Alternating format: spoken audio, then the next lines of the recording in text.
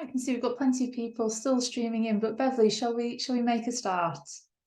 That's great. Thanks very much, Fiona. Yeah, so warm welcome to everybody that's managed to find time in your very busy schedules to attend what I think is definitely going to be an exciting and very positive masterclass today. Really grateful to CoolCare and LNT for offering to deliver this session for us. For those of you that don't know the National Care Forum, we're actually the member organisation for not-for-profit organisations in England. Currently, our membership are delivering over 7,600 different sites and employing about 126,000 care workers at the moment. But I'm sure today that we're going to have NCF members and other care providers as well. So it's great to see you here. Great to see you here. So I'm going to hand over to Fiona Hale, Managing Director at CoolCare, to host the session for us. Thank you. Great. Thank you, Beverly. And thank you for the NCF for hosting this alongside us. Next slide, please. So before we crack on, I know you're all here to hear Matt. I thought I'd give a quick overview of what to expect out of today. So I'll just give you a brief overview of who CoolCare are and why we're hosting this webinar, this masterclass on growing a successful care home business. And then I'll hand straight over to Matt Lowe, who's going to give you a bit of insight into the LNT model, the market outlook at the moment, and what the drivers of growth are for a care home business, and the systems and processes that sit behind that enable that value proposition. I'll then do a brief summing up, and hopefully we should have 15 to 20 minutes at the end for a Q&A. So as you've probably noticed, this session is being recorded, and we will circulate that after the event alongside the slide deck. So you can go back and watch it again or share it with others if you wish. There is a Q&A option. So if you've got a question throughout the session, please do pop it in that, and I will then pick that up in the Q&A at the end. Or if it's something that I feel is prevalent to ask Matt as we go through, I will jump in and disturb his flow to ask him an awkward question. And then at the very end, when we do the Q&A, I'll do a mix of those things that have been submitted.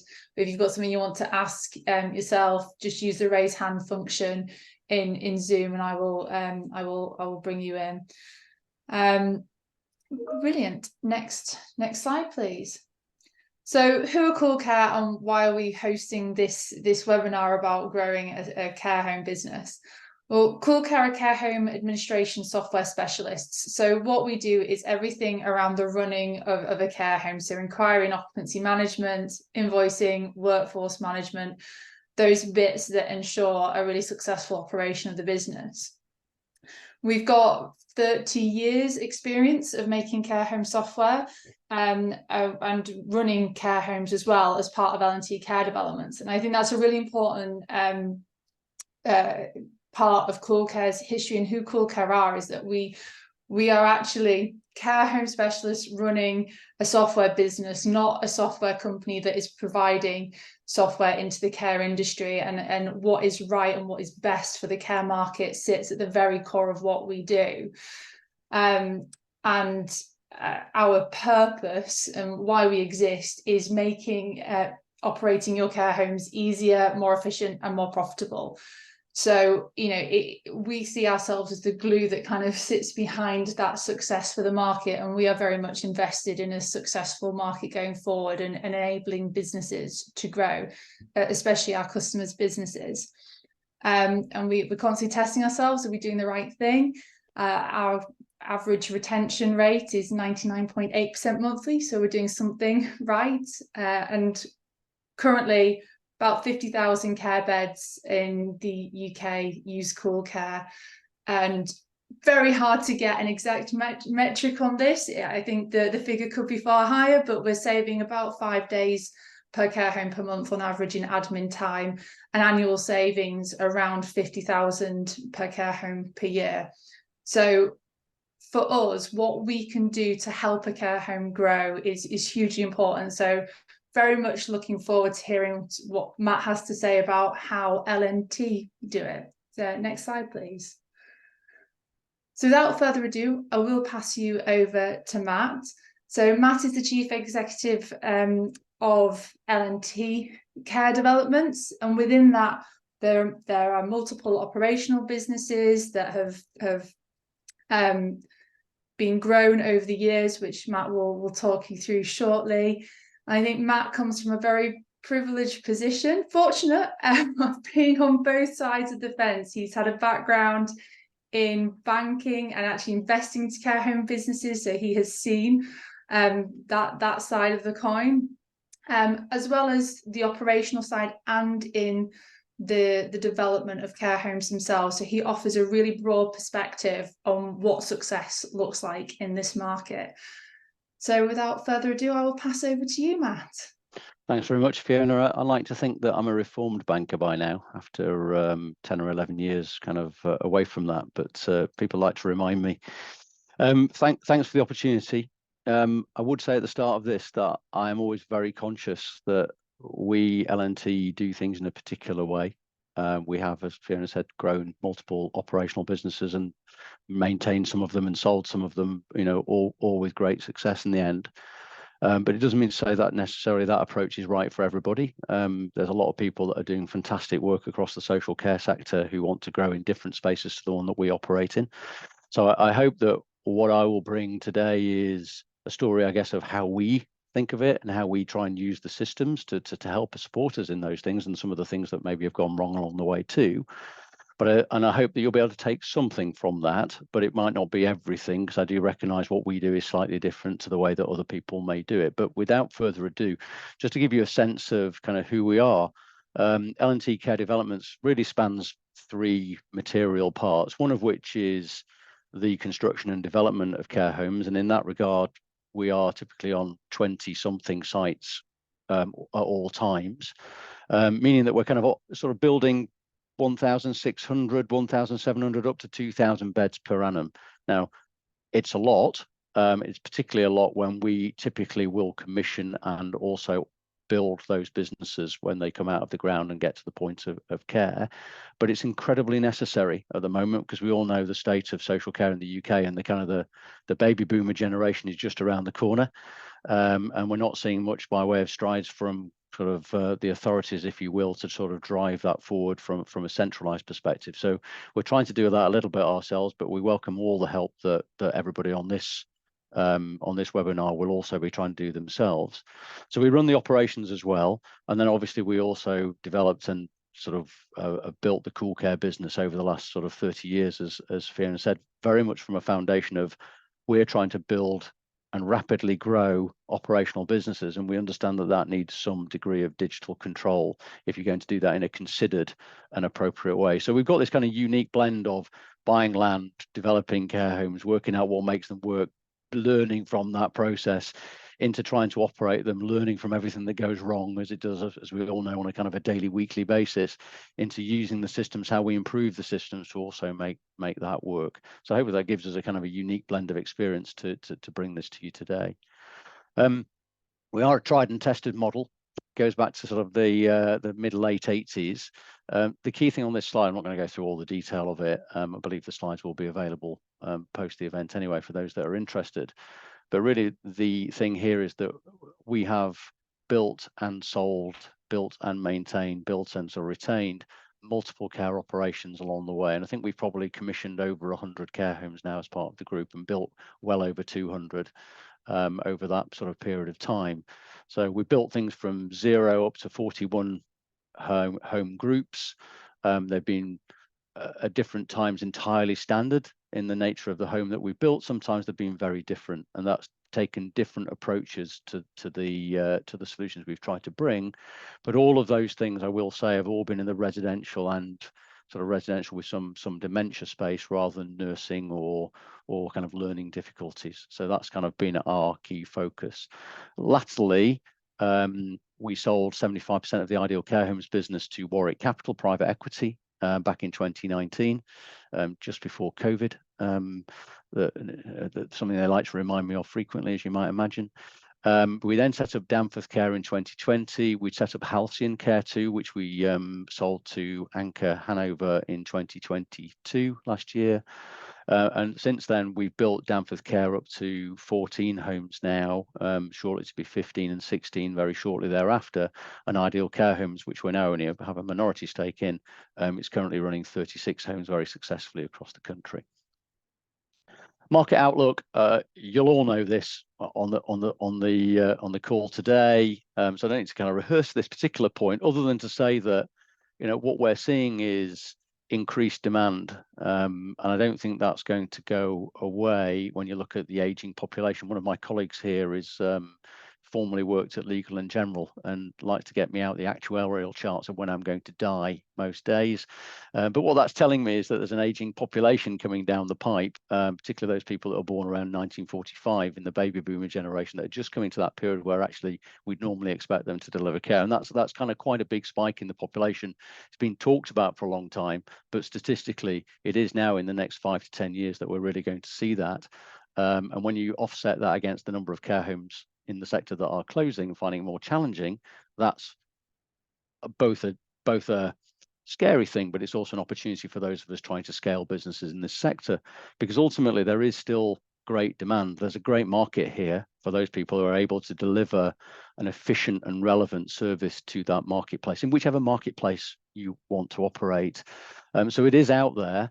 It's about how we make ourselves more efficient and deliver those services that are really relevant to our elderly friends, colleagues, relatives of today.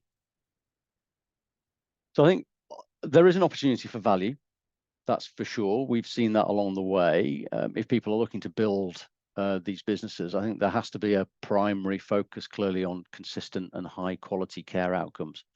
Nothing will build without that absolute first primary focus that every day you wake up wanting to deliver that great service to people. And that's at the heart of everything certainly we do. And I know it's at the heart of everything that most and pretty much all the people I come across actually that are talking progressively about the sector also want to do. We have seen transactions of late, and a number of those transactions have started to break the mold a little bit, in that previously everything that we saw was really freehold. So it was about the property first and foremost. And that being the foundation of the care delivery. Increasingly, we're starting to see transactions where people are actually genuinely valuing the operation of the business. And I'm pleased to see that, because fundamentally, that's really what's important. If we get great care quality right, then we're going to have great business. And it doesn't really matter whether you own the property or you've got a long lease on a property, actually. And we're starting to see that value come through in the transaction that Warwick did with us, but also the transaction that the Reuben brothers did with Avery and Welltower, and indeed Anchor buying Halcyon as well. They weren't predominantly freehold transactions. They were predominantly businesses that were operationally led with leases underpinning them. There are, of course, lots of freehold transactions as well. But the commonality that's driving the sort of valuations we're seeing, which have been sort of in the 6.5 to 8 times future earnings level, which give everybody, and that's on an operational business, not on a freehold business, by the way, where obviously the values are higher, is this kind of focus around premium private pay. You know, it's not exclusive, but it does seem to be the area that people still hunt after at the moment. Where there are strong market demand, where there are strong sort of drivers versus competition, and where there are gaps in the market. I mean, that's understandable, isn't it? People want to be where actually they're going to have a competitive advantage. And then it's down to things like purpose-built facilities that are going to be future-proof, including the state-of-the-art design, and of course, you know, Wi-Fi and the ability to use all these digital services are part of that. And increasingly so, there's sort of the strong ESG credentials that come with that, but they can be retrofitted as well as obviously done from source at the start. So for us, what have been the key drivers of growth?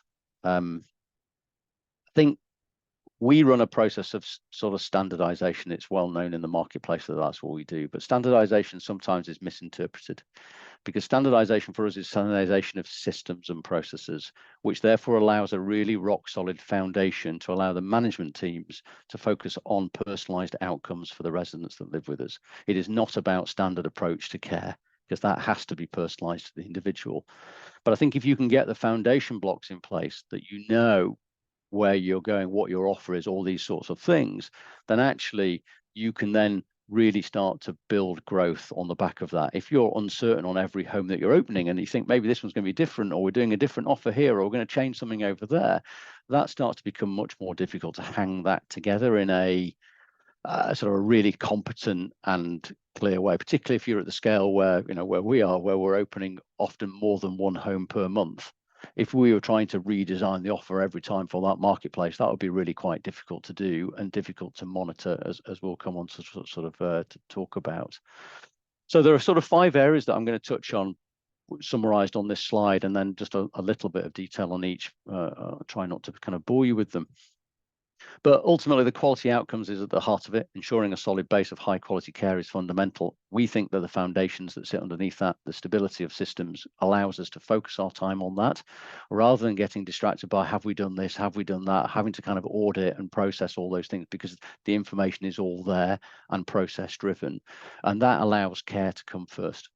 Absolutely critical to me. It's absolutely critical to the teams that I work with, that is always the case. All of these foundation stones, all these things I'll talk about, all come to the point of saving time so that you can deliver great care outcomes and therefore presumably be able to charge more or have more retention or deliver better staffing, etc. Management ownership is a big part of that, of course, because we have to give them the tools. We have to give them the tools to kind of own this process. And that for me kind of is right the way through the teams, from deputy managers, home managers, through regional directors or commercial directors or whatever anybody wants, area managers, whatever people want to call them, right the way through to the MDs and chief execs. These systems have to work at all those levels to allow everybody to be part of that journey and understand the metrics that we're all trying to work to and the standardization we're trying to bring. CRM is an interesting one because sometimes it's played back to me that it's tricky. You don't want to push people. It's a really fine line, empathetic selling, if you will. But I like to think that actually, if we're clear and we've got visibility of actions and that we deliver care from the very first call, then actually that can be a very positive outcome for people. People don't generally ring up, do they, and kind of just browse a care home on a Sunday just because it happens to be wet and they don't want to watch another James Bond film in the afternoon. They tend to ring up because they're feeling guilty or confused or worried or concerned, or they have a need, and therefore actually that kind of rapid reassurance and conversation becomes a big part of that, and how you control that and make sure we're delivering that service to everybody is pretty key. Management control, I guess, plays to the efficiency point. So that's understanding staffing and hours and what do we want to do, and sort of training, sort of people, resident contracts, all the kind of the nuts and bolts that make these things work properly. And for us, I think it's really key when you're growing to have a data-driven approach, clear processes, clear checks and balances, and things that will tell you and alert you now what the issues might be in the future, because it's very, very difficult, I think, very hard to correct things after the event if they've gone wrong. Mary's had a challenge. Mary's going to maybe just passed away in the home. There's a huge amount of confusion in the home, so a lot of upset and emotion, and you're trying to at the same time kind of berate somebody for the fact they haven't put a piece of paper in the right file or at the right time because they hadn't done it 2 weeks ago. That's a very difficult conversation to have in that environment. I'm interested, Matt, before you move on, and I don't want to preempt anything that you're going to say next, but you've mentioned a few terms there, like efficiency, empathetic selling, saving time. And I think as a sector, these are things that we don't particularly like to talk about because they come with quite a lot of negative connotations. And I think, certainly for those, and I'm very conscious, we've got a lot of people here that will be from the not-for-profit sector. Yep. How do you manage that message in a way with your team that gets the buy-in, so they understand why you're doing it and the kind of the purpose behind it? So I think, great question. Thanks for asking. I think it's the phrase, isn't it? And it probably covered off in actually my next slide a little bit. Firstly, I think whenever you're having these conversations, it's always, and it generally is always with the view that quality is the single most important factor in what you're doing. So we're not trying to drive efficiency in the sense of saying we want to have less staff. That's not the driver. The driver is to know in advance that we'll have the right number of staff for the events that are happening in the home that day. So it might be that actually on some days we've got way more staff because we're having an event, we're having a party, we've got some sort of event happening in the home, or we've just decided that we want to do something where we're spending more time with our residents to understand better their needs. You might need more staff at that point. That's absolutely fine because that's the case. So it's a little bit more about understanding. When we talk about efficiency as leaders of businesses, we're talking about efficiency because we're thinking about the bottom line as well as all the other things we're trying to deliver. But I think you have to keep absolutely at the primary end of your kind of thinking, that you are totally focused on care first. So for me, it's about knowing with certainty what it is we're trying to do and making sure we're delivering against that aim. It's not about saying we want to cut back on what we're doing. In fact, very often quite the opposite actually is true. But I think if you don't know what your offer is and you don't know what you're trying to achieve, then it's very easy to become inefficient, because 3 people turn up on this day, but they didn't want to turn up on that day, and you end up with 15 members of staff when you only needed 12. The following day you have 9 because those 3 came the wrong day, and now I've got agency staff in the building, and now I'm inefficient. So I think it's a little bit around ensuring that we're always giving the very best service to the residents in the building. And I don't think those two things clash at all. Actually, when you explain that and talk with people, I think people understand that very quickly. Doing it obviously then becomes about, well, how do I get to that nirvana kind of world that we want to get to? So for us, that quality of care, Fiona, is really the single most important factor in growing the business, and therefore the efficiency that comes with it. But it comes with a clarity of focus. So for me, we have a specialism in residential care. Other people will have different specialisms, but that allows us a standardized approach. I'm very fortunate that every building we're currently building is 66 bed. It's got the same staffing ratios, therefore, and it all kind of, I can read across a line and work out where the outliers are and understand that very quickly. But I understand what my offer is. Previously, in previous worlds, we might have had an 80-bed care home or an 87-bed care home, a 76 one, a 63 one, a 66 one, a 52 one, a 54 one, a 40, whatever. But we've slotted those in and say, well, actually, the 80-bedders will all run in a very similar way. The 70-bedders will all run in a very similar way. The 60-bedders and so on and so forth. So you can still do it, even if you've got different natures of buildings that you're operating from. You can still work out, if you've got a group, the ones that you can club together and find a way of actually saying, well, actually, how do we want this to run? What is the offer? Whether it's kind of complex needs or nursing needs, doesn't really matter, because the same principles are true. What is my offer, and what I'm trying to therefore do on the back of it? So I think it defines staffing, we define the offer, and it defines how you, the owner, I think, want that to be. And that's the thing that, if you're passionate about it, and I hope everybody on the call is, if you're passionate about it, you want people to follow the way that you want it to be, you'll obviously listen, and you'll change and you'll adapt, but you've got a vision in your own mind of how you want, Mary to be dealt with, looked after, cared for, which we need to get across to people. And that consistency then allows the personalized care to come out, because you, as I said earlier, you kind of focused on that bit rather than just the administration of the business. So for us here, I mean, Ideal Care Homes was sort of 88% good or outstanding. It had a 1 to 5 sort of care staff ratio. It's not kind of lowly staffed in that regard, but it's very much focused on low acuity. It's a residential focus. It's lifestyle. It's personalisation. Danforth currently has 100% outcome. Slightly disingenuous, because ultimately it's recently opened, and so there's only a small number of those homes that have as yet been fully inspected by CQC. But we're fully expecting the same sorts of outcomes from the approach that we take.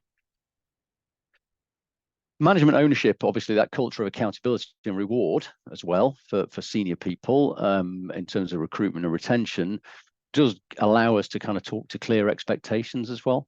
When you're trying to scale a business, grow a business, having everybody understanding really what's important to you, I think is pretty important. And I think what we like about this is you can have clear performance targets here, and through data and through standardization, in our case, in whatever form that looks like for you, you can have a set of targets that people sort of are rewarded by, a balanced scorecard that allow you to demonstrate all the time what is it that's really important to you, and what is it that we're trying to drive, along with the myriad of other things that fall beneath it. For us, ours is very much gated by care. So care quality is the thing that allows anybody to get any reward. Without that, nothing. After that, you can start to move into sort of occupancy and revenues and cost base and staff retention, all those things. But without the care quality coming first, I need to set that as the bar that everybody kind of sees. We have regular checks. We have regular checks to make sure that our reality kind of matches the reporting. Effectively, some people call it the mum test, don't they? And we call it it's kind of a show me test. So digital will go so far, and I like it because it cuts down a lot of what I have to do in the home, but it still means that when I'm in the home, I can go and check a cupboard's locked properly, make sure the door's looked after. I can go in and actually really understand what's happened in terms of falls, and therefore has it been translated through to the care plan, because I've got the time to really go and focus in on the things that really matter, rather than, or the food offering, or the, you know, whatever it might be, rather than having to kind of chase around pieces of paper around the building. But we very much like to say, show me, and where does that come from? So in our world, we obviously have home managers and a pretty typical home structure underneath. They all see the same data we do. Then we've got what we call regional directors, of which we typically have 3 to 5 homes looked after by one of those regional directors. Sweet spot being 4, of course, not the, you know, the most complex maths to do. And that role is really key actually to us here in a growth environment, because it allows those people who are very experienced operators with real passion for delivering fantastic care to be in every home every week, in amongst it, understanding the relatives, knowing the management teams, knowing and how they can support, and still with a day that they can flex here and there. I mean, in reality, they probably go to one in the morning, one in the afternoon. They might spare a whole day in the next one. Maybe they then spend a day at home kind of monitoring systems and checking things, and then they're back in the home on the Thursday. But that really, when you're in growth mode, having those extra pairs of experienced eyes is very much not a false, you know, it's not a false economy. It is something where you spend some money, but actually you really do get the payback on that in the speed and quality of fill, and not then having to break the problems after they've happened. And then we have a quality director that sits above that kind of introduces the policies and processes and you know, the rest of things that go with it. CRM touched on is important. Care planning is, sorry, care conversations from the very first conversation are really important. CoolCare does drive that next action all the time. We like it for that. We make no apology around that. It's the way we kind of, I guess, we're involved in with Fiona in designing some of those things. But what it does is it gives us, we use a 3CX phone system. So that allows us to listen to all of our inquiry calls the following day, listen to them live if we wish, but we tend to listen to the following day, and then we can make sure that each one of those has been handled properly. Is there a training need? Is there something else we could have done to support that resident or that relative? And then also what happens is we ensure that that data has been transferred onto our CRM system through CoolCare. And that means we've got visibility of new inquiries all the time, which is obviously key. If we're going to grow a business, we have to make sure it drives that revenue stream in the right way for the right residents that have got the right level of acuity for what we need. And it also allows us to make sure that everybody's clear on who owns that inquiry from the next steps, and a defined time period in which that will happen, to ensure that we maximize the conversion rates that we have, and we can monitor all that through the digital systems. And then it goes further and looks at then actually how do we ensure there's a smooth admissions process, notes on there that will tell everybody what Mary, as my example that I keep coming back to, kind of likes.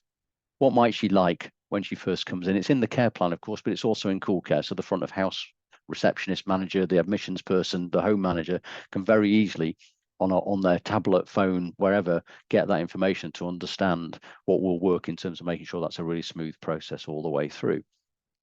So each week in our Danforth business, which is growing rapidly, we're looking at all, I mean, I look every day actually, but each week we have a kind of a sit down, we review what do we do last week in terms of open days or advertising or marketing or changing the kind of the dial on Google Ads or whatever it might be doing, and what's that done to inquiry levels in that home. And actually, have I got some homes that are converting better than others? Is it a training need? Is that actually just because we're attracting the wrong people? Do we need to adapt the marketing? You can do that very quickly with this data on a day-by-day basis. And actually, I'm not sure how we would do that without. I would just be nervous as hell, I think, that we weren't dealing with calls in the right way and managing that through. So I think it's entirely controllable in inquiry management. It's entirely controllable. It can be done remotely. And I think it's something that too many people forget, that first call is a care call. It's not a business call, it's a care call. And if you remember it in that sense, it starts to become more important in terms of the approach that you take. I think it's interesting because that's one of the areas that we have a lot of conversations about with operators, and it's possible it's a really strong feature in CoolCare, but it's not utilised across all of our customers as much as I'd like, and that's kind of what we're pushing out at the moment. But I think it goes back to that discussion we were having earlier, that there is a slight discomfort in the market of what feels like pushing. And you're quite right, it's not. And I've been fortunate enough to see the processes that LNT adopt, and it is about that care journey that you create through it. But I think it's not just the impact that has on the occupancy overall, but actually on your control then of who's moving in. And I think for your business model, you kind of talking about it earlier in terms of what's important to you in your specialism, which is around residential and kind of low acuity dementia care. Actually, it gives you quite a lot of control over that as well. It does, but I think it will give you control in whichever market you're in. Actually, I think as long as you know what market you're Exactly, approaching, yeah. I think you'd have those notes. For me, the criticality really, yes, it's nice for me to be able to see the response to an increase on budget or a different approach or something that's coming through. Of course it is. But actually, I love more the fact that it allows all of my teams in the home and those kind of home teams to really take ownership and control and feel like they are in charge of that journey for somebody, give them their first call when they're nervous all the way through to kind of when they come into the home, and make sure we don't forget about them. Making sure that we don't forget to call them just to support them in a journey, particularly if it's something that we know might be coming in 3 or 4 weeks time rather than today.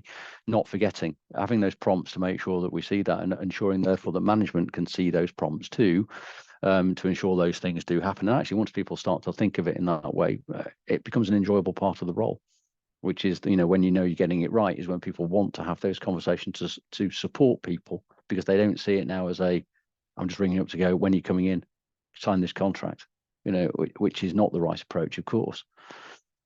Management control is obviously very key when you're growing a business at scale, across numerous homes. They're really key, and scalable processes and controls are really critical to spotting kind of unusual indicators.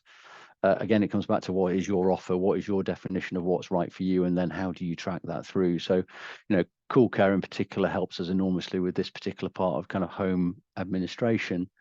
Staffing is the single largest cost line for any care business that certainly I've seen or been associated with or talked to about anybody.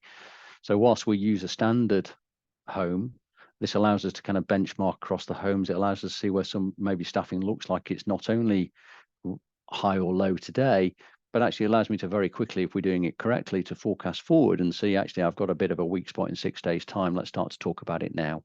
And let's not, so in 16 days' time, in fact, it could be.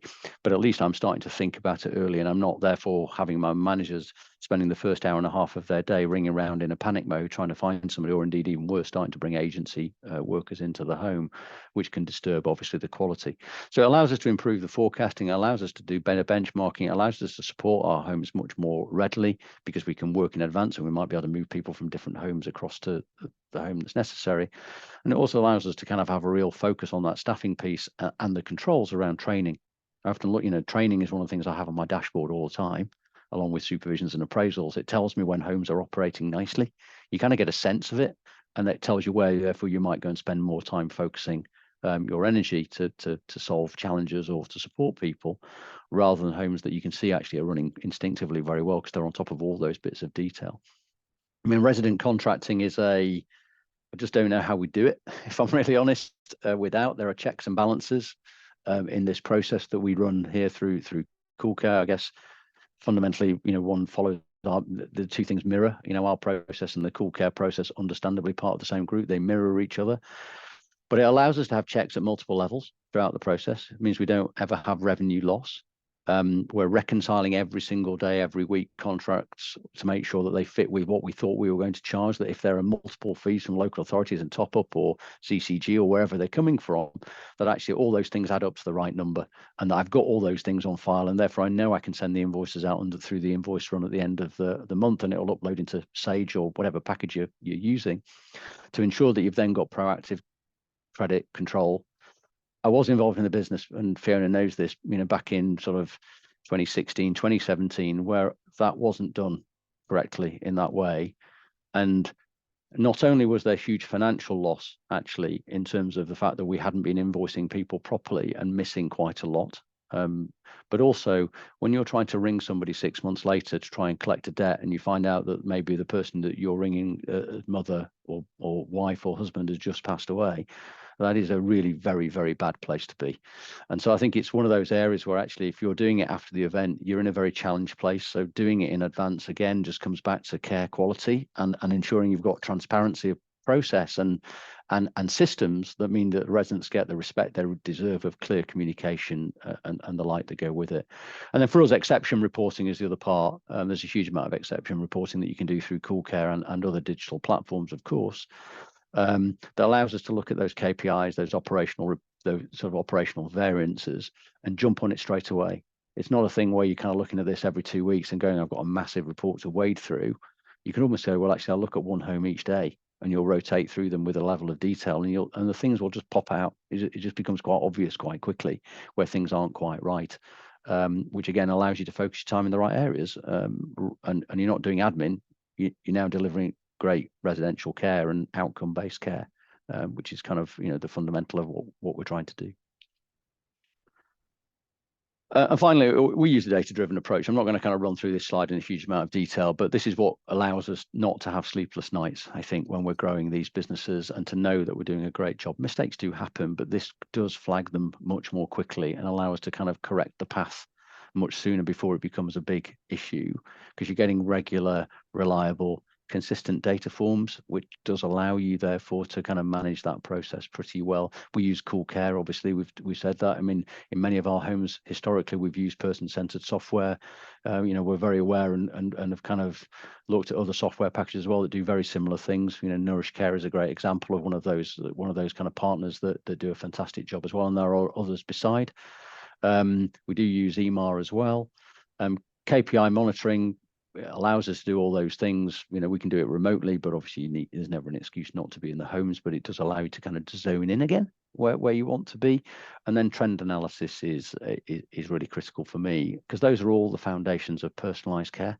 They don't sound like it. They sound like boring kind of nuts and bolts kind of, oh, here's a spreadsheet, here's a spreadsheet. It's not like that.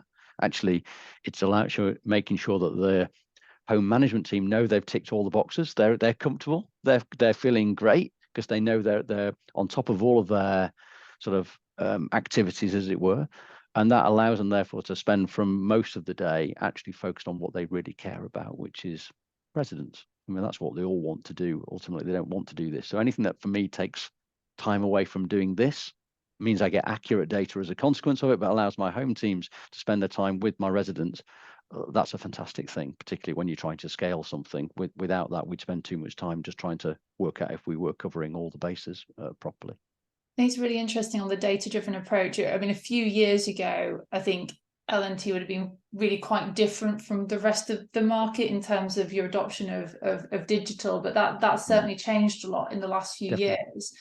But there's a real difference in approach as well, and I'm again conscious that there are organizations of very varying sizes, varying maturity on their growth profile, and I think sometimes with digital the getting started can be seen as quite a big hurdle. I'm just interested, from an organization of your size, how many people do you have in the digital team? How many people run that? None. That might sound flippant, but true. So I think, I mean, don't get me wrong, we have a sort of a marketing person team that will be writing copy and managing kind of things like the SEO and web design and kind of copywriting for PR and articles. But when it comes to this, it's all done within the home. That's the great beauty of it. It's all done on handheld devices within the home, making life easier for people. So it tends to be the home management teams that are dealing with all of this at the level, and the point you raise is also valid at a different level, Fee, which is when we transferred, we had sort of 25 homes that we were managing at the time when we moved across from paper into digital. And actually the route we took, because we couldn't think of any other real way to do it, was almost to just park it and go, do you know what, we're just going to do something different from tomorrow. It doesn't mean to say that what we've done in the past is wrong. Of course, with the existing residents, we have to make sure care plans are fully up to date in one format. You can't straddle the two. But when it came to the administration, actually you could park off one area and go, well, actually that's the history. Now let's do the future.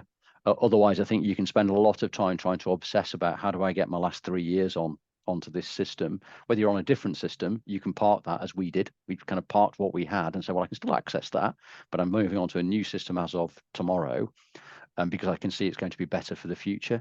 And that just took away a little bit of the fear and the time that went with that. But we generally don't have a IT kind of ops team, if you like, looking at this, because it's done within the home by the regional director, by the quality director, by the managing directors of the businesses. We put a bit more into that team, probably how we manage it slightly differently, but they're focused, of course, on using this data for the right reasons, not just using data for data sense. And really, it's a day-by-day activity. It's not, I think that's where it's different. We're not looking at something where somebody's producing great big swathes of report for a month-end board report. We do that. It's quite simple to do, actually. But actually, we're looking at this every day. You know, every single day you're looking at something within this data set that allows you to be either comfortable, or be maybe a little bit concerned, or be delighted, you know, depending on which one of the things it is, to be able to improve outcomes for people, you know, be it staff, relatives, residents, etc. So there isn't a huge team, and there isn't a need for a huge team, because it's all self-contained within the software that we use. And it's been designed, not just CoolCare. Obviously, you'll take the credit, Fiona, quite rightly so. Thank but you. not just CoolCare, but also person-centered software, Nourish Care, and many of the other software provisioned in the sector, very much designed with the user in mind. And I think that's really important. But it's important that it can cover people at home management level and caring level, right the way through to kind of chief exec and board level. And I think that's the beauty of the softwares that have been built. Obviously, I like the plug for CoolCare, but I would say the same thing though is true of all of any digital system, and we do it ourselves when we're looking for things in CoolCare, is actually how user friendly is it, and how easy to implement will it be, and what support will you get from the software company as part of that. I think whatever system you're looking at, that is pretty core to a successful rollout. So just to, I guess, to conclude, Fiona, let's take any questions. I mean, I think preparation underpins successful growth. Knowing what your offer is, knowing what it is you're trying to track against, having the systems in place to make sure that you've got kind of a very clear process that everybody follows from day one, so you don't have to have different conversations in different homes about different things, thinking that specific home in that specific town is completely unique. It probably isn't. It will have different challenges on that day, but it's probably all been seen before. But that kind of preparation of process and system, and then being able to monitor against them, I think is really helpful, because I think that strong basis of control, I keep coming back to it, and that kind of regular checks in certain areas is what gives you confidence that you're doing the right things by people, for people. It allows you to then make sure your management team are focused on value add stuff, which is really what matters for all of us. And it kind of gives an embedded, very quickly it becomes embedded in the operation of the business if you prepare for this from the start of any kind of rollout program, which means that any new home being added just falls into line with the last one, falls into line with the last one, falls into line with the one before that, and it very quickly becomes much easier to follow that rollout, ensuring that you are focused on the right things, not the wrong things. So that you know, that's the kind of probably the key piece, that, you know, there's all these systems and processes, but ultimately it comes down to preparation and knowing what the offer is, and then using the systems to help you monitor against those things. So stable systems, they bring confidence. One version of the truth, show me. You know, when you're growing, that's really important to me. Management time focused on quality, not pieces of paper and kind of chasing things around. And I think that's the way that we've been able to deliver sustainable growth over a kind of a series of decades now, I'm pleased to say, in different formats, but whilst delivering great outcomes for residents along the way. Right, well, thank you so much, Matt. Well, whilst I make a few closing remarks, we go back one slide, if that's okay, Matt. I'm just going to kind of sum up what we've heard from you today. But if the audience have got questions, please start popping them into the questions box, and we'll get to those in just a moment. From what you've said, you know, there is a positive market outlook with opportunity for scalable businesses. I think we hear quite a lot of negativity in the press around this industry, cost of living, etc. But it does seem like, as you say, the opportunity is there. What you really need is to have the quality business operating model that sits behind it to enable you to deliver that quality of care that, you know, you're quite right, that sits at the heart of it all. With the strong management controls and systems in place. And, you know, from what we see in terms of what customers that use CoolCare are achieving, we know it can be done. Average weekly fees are at 1,142, average occupancy is over 82%, and self-funders proportions at 54% plus. So it can be done. And I think from what you're saying, that the key thing is having the strength of that foundation. What can you standardize? What can you have there as your kind of safety net almost, that you can then layer the quality on top of that. And I think whereas before digital transformation was a way of doing it, I think more and more it is starting to become a necessary part of that journey. I think it can potentially be achieved through paper-based methods, but I think from what you've described today, it would be very difficult to do. And that's not to say you need to use necessarily the systems that LNT use, but having something that enables you to have that control seems to be hugely important, and something that now investors are looking more closely at operational models as well, because they're investing more so in that side as well. You need to be able to demonstrate. So thank you very much, Matt. I'm now going to open to questions. So, final slide, don't mind, and I will kick off with one whilst we have some more put in. It sounds like, and I know you well to know that you're kind of looking at a lot of detail in what you were talking about there, and you're very hands-on in the operations. But how do you find the time for that when you're also drumming up investment, you're planning growth, you're overseeing quite a complex organization in LNT? It all sounds very good in theory, but I imagine there are a lot of people in the audience going, but yes, how do you actually do that in practice? How do you find the time? Are you up at 4 a.m? No, I'm not. I'm pleased to say, well, a man of a certain age, so occasionally, but not to do this. I mean, first of all, I'm very lucky that I've got good people around me. And clearly, people that are very well motivated and are very passionately engaged with what we're trying to do and delivering great care for people. So I mean, that obviously clearly helps. But actually, I think the point is here, you've got to kind of get away from, I think, the fact that this is a big sludge of data. It's ongoing. It's on my screen all the time. It's kind of it's prompting me where to look. It's exactly because I've got this that I can probably do some of those things. I can kind of dip in and dip out. If I'm on the train coming back from London, I mean, to investor meeting, I can jump on CoolCare on my phone or PCS, and I can see exactly what's happening. I can run the exception report that will point me to the one that actually I should probably go and spend a little bit of time, which allows me then just to send messages or talk to people or pick up the phone and chat to people. So I don't think it's quite as onerous as maybe you make that sound. Otherwise, probably I wouldn't be able to do it, frankly, Fiona. But it's the systems really help. It was enormous. I mean, you couldn't do it. I don't think you could do it when we were reliant on entirely paper systems. As you rightly point out, there are lots of digital systems out there. I mean, we happen to use one because obviously we've got the relationship, but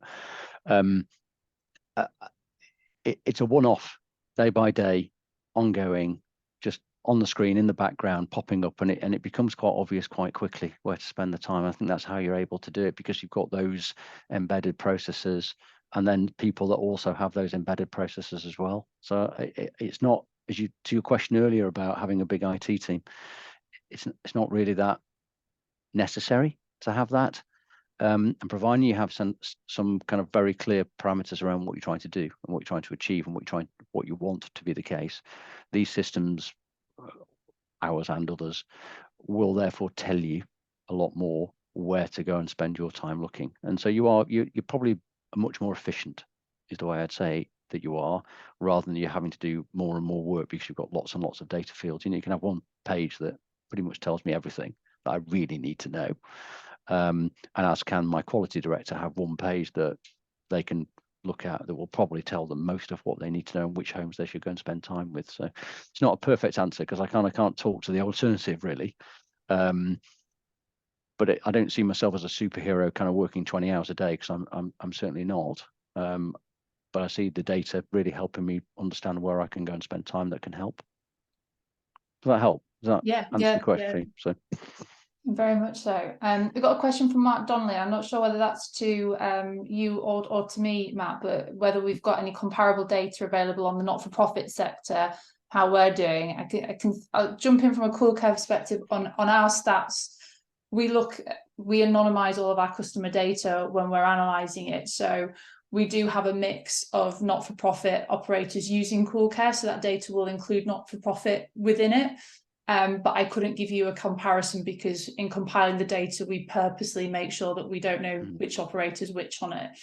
But it will have a good split within it. I don't see, I mean, I can't answer the question, Mark, unfortunately, because I like Fiona, I certainly don't have a sort of a pure data set that will give you accurate data. I can say that we do a lot of work building for people who are in the kind of not-for-profit third sector, you know, Anchor and Greensleeves and, you know, others alike.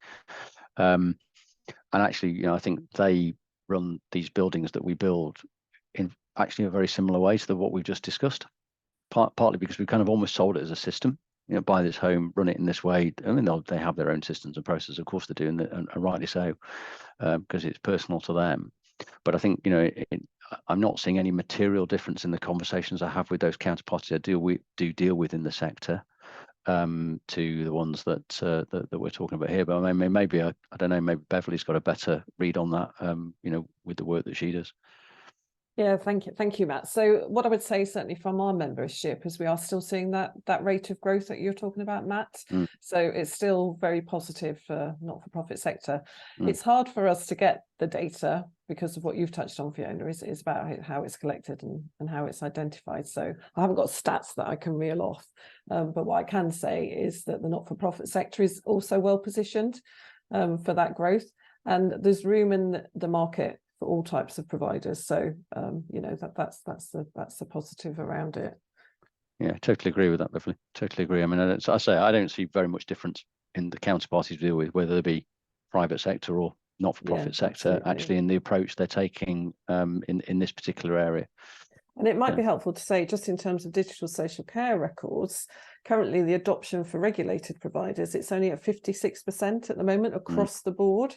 So there's a lot of room for improvement. And as you've touched on, both Fiona and Matt have touched on today, it's now a necessity.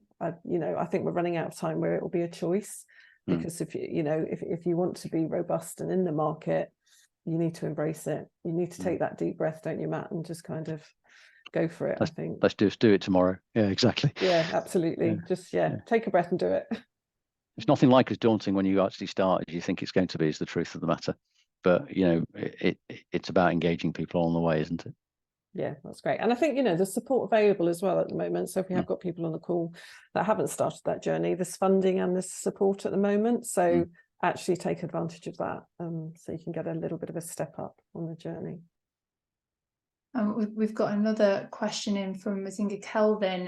What are some of the challenges following the Care Quality Commission in building a home care business? Possibly not something we can talk on particularly. Difficult for me to comment on that with any great length, to be honest with you. On the home care side, it's not an area that we specialise in. I wouldn't want to pretend that we've got the answers on that one. But with a care home, in building a new care home business, I'm assuming that you've got a relatively standardised approach as well to how you commission the home, how you engage with CQC, and what you expect to show them as part of that. We have. So, look, I mean, we've talked a lot about a data-driven approach, haven't we? And so we play strongly on that in our kind of conversations with CQC. I mean, that has been it's reasonably challenging at the moment to understand exactly what the timeline will be when registering a new home. I think where local authorities are prepared to sign up to say, actually, we really need this home in the area, then that helps that process. But where they don't say that because you're introducing choice rather than necessity, which is, some of the markets that we move into, that's a bit more challenging. And we find that kind of timeline a little bit more difficult to deal with. And they rightly challenge us around the scale of rollout as well. And they would challenge anybody around that. But I think ultimately they've become quite reassured by the systems and processes that we have. And again, just underpins the importance of it, that you can show that you've got complete control and the right people, and that they understand how they use those processes and systems, and that gives everybody quite a bit of comfort. But I think we all know there's quite a lot of change going on within the CQC kind of environment at the moment, and I think we're all we stand by and ready to be kind of absolutely clear on what the kind of the next 5 years looks like in that regard. We've got direction, but we haven't got complete clarity yet, and soon that comes the better. I'm interested in as well the conversations that you're having with investors and the change that you've seen over the years between the freehold and then the kind of more operational investment. How has that changed the information that you're expected to provide then through a sales process, if that's ultimately the outcome? Yeah, look, I think there's a couple of things in that. One is that there's no doubt that interesting. I mean, let me take a step back. What's quite pleasing for me is actually there's no doubt that private equity are interested in the sector. Now that some people go, oh, private equity nightmare, they're going to over leverage everything. Actually, the nice thing is when they're operational businesses only, not freehold, they really can't. They really can't do that. So it then does just come down to quality of operations. And when they get their head around, actually, it's about driving quality of operations to improve, top line, whilst kind of driving sort of the revenues, sort of the cost lines. Actually, they start to kind of operate in the right way. I mean, my only experience of it was dealing with the guys at Warwick Capital, who obviously had an investment in Ideal, and they were good as gold. They didn't put any pressure on the business at all to kind of move. They haven't taken a single penny of cash out of the business over the sort of the 4 years of ownership they've had. They've encouraged high quality. They've encouraged high capital expenditure to make sure buildings stay at the forefront. Of course, what they want is they want really positive systems. They want to make sure that you've got kind of a real understanding of what's going on. They are, of course, absolutely, any investor is, other than the operators who are trade buyers and get it implicitly because they're doing it themselves. Anybody that's coming in from an external, whether it's a bank or a landlord or indeed a sort of a financial investor, they all want that comfort that actually they're not going to be on Panorama next week and that you've got kind of a real control over the customer service you're delivering, whatever that means, be it resident contracts being correct and not having disputes around how much you should be charging people or indeed the care level you give. So I think, they are very focused on those kind of softer things actually increasingly, but data-driven approach is the thing you hear all the time. What are your systems? What are your processes? How do you check that? How can I tell? Because that's kind of where it's going in pretty much every sector. Yeah, well, I think there's no more questions come in for now, and we've kind of run to the end of our time. So all that's left is to say thank you very much, Matt. That was really insightful. Really appreciate your time in this. And I've got a few comments in the question box just saying thank you. So my pleasure. We will send the recording out after the event with the slides as promised. And of course, if you want any more information on CoolCare and how we can help you grow your care home business and put some of those processes in place, please do get in touch. You can go to our website, you can contact us at info@coolcare.co.uk, or give us a call. But thank you everyone for attending today and enjoying your lunch with us. And we will get that sent round very soon. Thank you. Have a great afternoon, everybody. Thank you. Bye.